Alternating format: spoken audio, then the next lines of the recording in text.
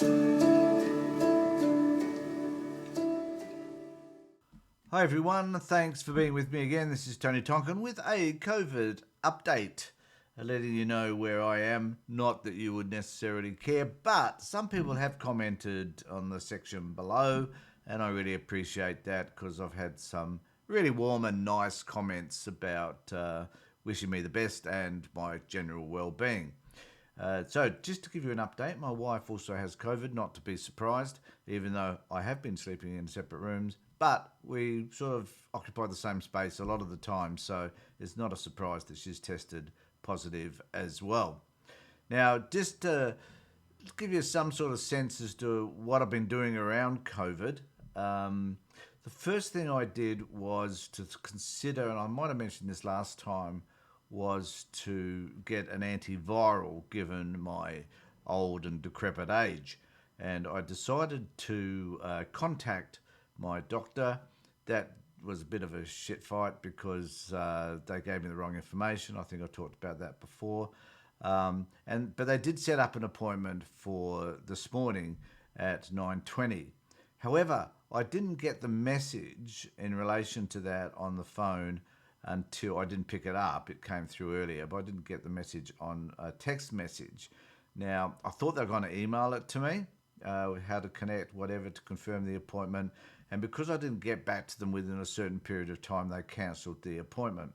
I sent back a nasty message to them stating that they seemed to be more interested, and also it was about, I had to log into Hot Docs, I think, in order to confirm the appointment. And then when I logged in eventually and found that the appointment was there, but they told me it had been cancelled, I was unable to reappoint because the appointment was still sitting there. So as a result of that, I have not been able to get hold of the antiviral medication that I believe would help me deal better with the symptoms that I have. Not that they're extreme, but it would have perhaps caused the recovery period to have been shorter. So I was disappointed, thinking that the doctors were more interested in the money and the number of appointments than they were in my well-being, because they could have, if they were concerned about me making the appointment, they could have just made a brief phone call to me to confirm it and suggested that, perhaps I look at my text messages, whatever. I guess that's not their responsibility in total. But, when you're dealing with COVID and you've got this fogginess happening and you're just not functioning as you normally would, sometimes, this expectation that we need to look at our text messages every day in order to keep up with what's happening is a bizarre notion to me. I can remember the days when, we had rotating telephones and we didn't have mobile phones and we didn't have the social media, we didn't have the connections we've got, and things were done in a much more slower, congenial sort of space, I think. And though today, if you're not answering your text messages and if you don't get stuff, don't snap to and respond immediately, then people figure that you're not interested. And particularly, if you've got COVID, you're thinking of other things. You're preoccupied, so you're not going to respond as you normally would. So that was a bit disappointing. Can't get the antivirals. By the time I now make an appointment, it probably will be over and done with anyway. In terms of my health, difficult sleeping last night. That is not unusual for me, so I'm not putting that down to COVID. I was just a bit restless. I was up at 2:00, did some stuff, went back to bed, but woke up as normal, feeling a bit, normal for COVID, feeling a bit strained, a bit stiff in my muscles, wanting not to get out of bed, which is partly because I hadn't had much sleep. And but during the day, basically the same as I was yesterday. I think I've slightly improved. That fogginess seems to have gone. And I'm just looking forward to doing a test tomorrow, find out whether I'm still holding any of the virus within me and see whether or not that comes back positive or not. Mainly because, oddly enough, I just want to play golf on Friday. But if I'm feeling well enough and it's outside and I'm not too close to the guys that I'm playing golf with, and the way we play golf is that we're very rarely hanging around each other because we're sort of shooting the balls off to the left and to the right. So if I find the fairway, that's often a bonus. but unlikely. But so I'm just waiting to see what happens, and I'll notify the guys today that I've got COVID, so that they can be prepared for the fact that I probably won't be there. So that's disappointing. Also, given Christmas is up, no, we don't do that much on Sunday, but it will mean that my daughter, who's going to come around, probably won't be able to. So we'll just see how that works out, and particularly that depends upon where my wife's COVID case is. I think one of the things that I've realised is that, and I think I might have mentioned this yesterday, but basically the fear that I had around COVID has dispersed. I was thinking that if I get COVID, because of my age group, I'm going to have pains in my chest and all the other sort of terrible stuff that tends to happen. And, of course, feared of being in hospitalisation. That'd be my worst nightmare, thinking that I perhaps had to go onto a ventilator and that was the end of it. But it hasn't been that bad. Now, I don't know whether that's because I don't even know what strain of COVID I've got. We haven't had a PCR test, so they haven't been able to evaluate that. But I can tell you that the rat tests are good, that they seem to be working. My wife's came back negative a few times, primarily because she didn't stick the bloody thing up her nose far enough, I think. But we've since rectified that, and I said, you put it up your nose until you feel bloody uncomfortable. Then you're in the right spot. So, and hers came back positive as a result of doing it correctly. So that's where I am in terms of the COVID response. I just want to say that I don't think we need to be fearful of COVID, providing we don't have any underlying health issues. And if we've been vaccinated to the max, then we are protected. And I think you're protected after you've had COVID for perhaps, it's only about 28 days. So not all that long either. So it's still about making sure that we're in safe environments. I'm not going to go out. I'm not going to go out with the intention of saying, well, fuck it. If I get COVID, I get COVID.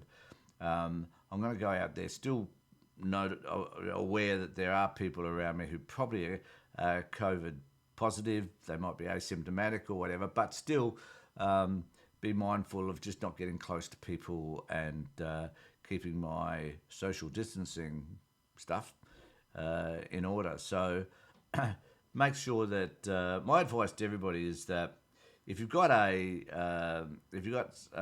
some sort of condition that may subject you to some respiratory problems, then just be really wary. If you're in a much older age group than even I am, then of course that's a concern. We did notice today that in Australia there are still 77 deaths put down to recorded as COVID-related deaths. So it isn't that we're over this thing by any stretch of the imagination. There is a sense that it's going to be with us for a long, long time. I doubt whether we're ever going to be totally immune to it. It may just appear like it's kind of more like the common cold, and it's something that you'll get from time to time. May get it more often than what you would get the common cold. I haven't had a cold now for 2 or 3 years, and I can tell you that when I used to have the flu, it was terrible. It was terrible. In fact, I was thinking that if COVID is even as bad as the flu, I'm in trouble, because that was a nightmare. Sometimes I felt like the alternative was death, because it was so intense. But not the case this time with my experience of COVID. And I also noticed that COVID is such an independent, individualized sort of problem that you cannot predict who is going to be suffering the most as a result of COVID. I don't know the biological reasons for that.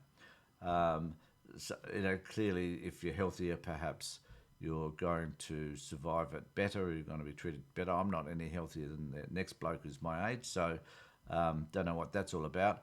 But all I can say is just be wary. Don't treat it like it's not going to affect you. Don't treat it as if you just do to ignore it. I don't think we should ignore it. Make sure that we're safe. We're going out to a show next week, and I'm just going to thrust amongst all these people We went out to a show, a concert a few weeks ago, and certainly nothing. I wasn't affected by anything there. So but we've got to lead our lives as normal as they can be led, and we need to ensure though that when we're doing that, that we're relatively safe and away from people who may very well infect us. So I'm doing okay, feeling really good. When I get my positive test, when I get my negative test, pardon me, when I get my negative test back, I'll let you know. We'll just do a summary of how this has been for me. If you've got any feedback on your experiences of having COVID, I'd be really interested to hear what they are. Like to know whether people have sort of suffered more than what I have. I had a family member who told me a couple of weeks ago that she she doesn't believe in COVID, and said that it was no more than a sniffle. I've experienced it more than just a sniffle. I also don't think she did a RATS test, so I don't know how she knows. She might have just had a cold. But, let us know what your personal experiences are. I would like to know that. And what you've done, how's it been for you to recover? Like one of the things I'm considering now is, what is long COVID for me? I haven't had any severe symptoms, so it's probably not going to be. I'm not going to have long COVID. My mind generally is pretty foggy at the best of times, so I don't know if I can use that as an excuse for all that much longer. I can use it during COVID. I kept on forgetting things, but I probably won't be able to do that once I'm well. But let us know what your experiences are. Put a comment down below, and I just hope that you stay healthy and well, and that during this season that you look after yourselves and those people that are around you. Take care, everybody. Be safe.